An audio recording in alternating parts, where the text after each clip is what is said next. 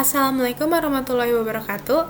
Perkenalkan, nama saya Antia Putri Safira dari kelas TI 4308. Di sini, saya akan ngejelasin mengenai dampak COVID-19 terhadap kegiatan ekspor dan impor yang ada di Indonesia.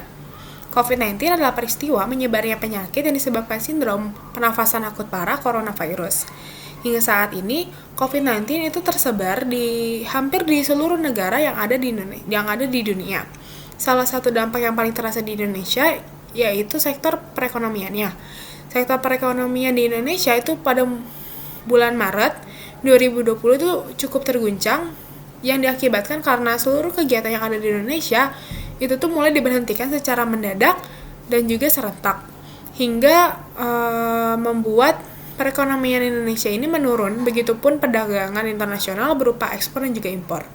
Ekspor dan juga impor yang ada itu tuh kegiatan yang sangatlah penting bagi sebuah negara. Dari kegiatan ekspor dan impor ini, sebuah negara akan memperoleh pendapatan.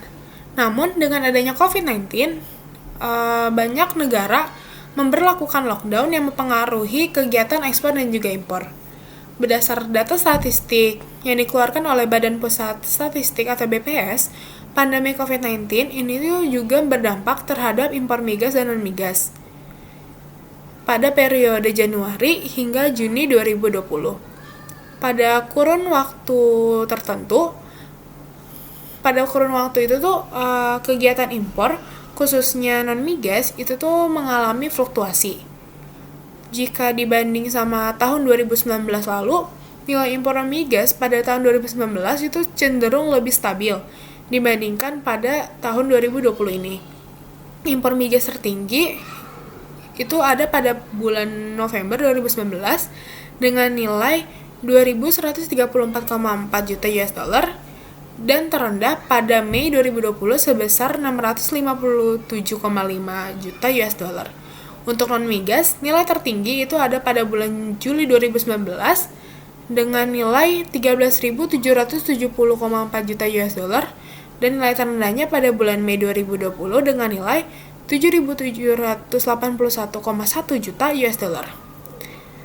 Terbatasnya kegiatan ekspor dan juga impor, ini tuh membuat neraca perdagangan Indonesia mengalami defisit sebesar 860 US dollar per Januari 2020. Hal ini dikarenakan posisi neraca ekspor sebesar 13,41 miliar US dollar itu tuh ada di posisi yang lebih rendah daripada neraca impor sebesar 14,28 miliar US dollar.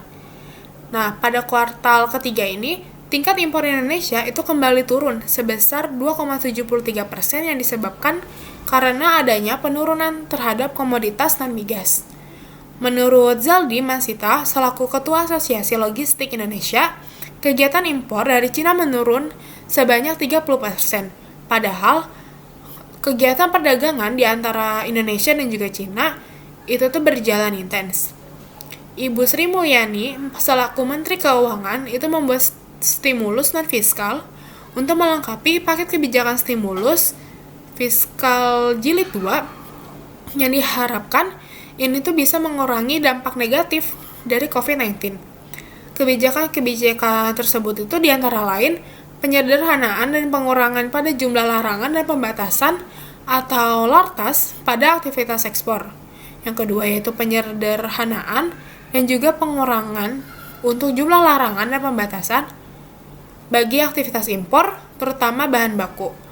Lalu yang ketiga, pemerintah memberikan percepatan proses bagi reputable traders, yakni ini tuh para pelaku ekspor atau impor yang memiliki tingkat kepatuhan yang tinggi.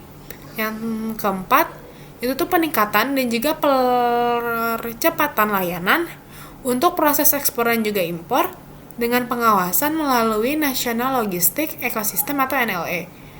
Nah, dari sini tuh bisa disimpulkan kalau terbatasnya kegiatan ekspor dan impor itu membuat neraca perdagangan Indonesia mengalami defisit.